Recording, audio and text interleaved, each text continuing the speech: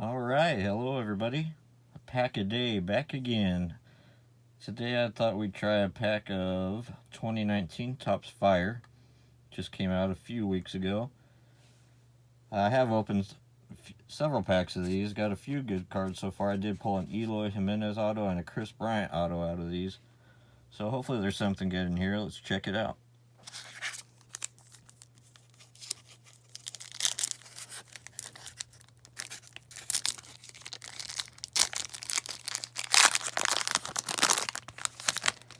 Alright, first up we got Jon Lester,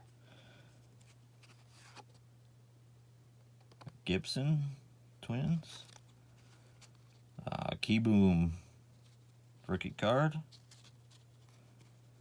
So we got a goal here, Freddie Freeman, very nice, very underrated player. Starling Marte.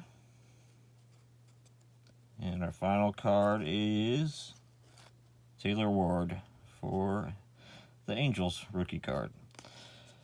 Alright, thank you guys. Please subscribe if you haven't. I'll be back tomorrow with another pack. Thanks again.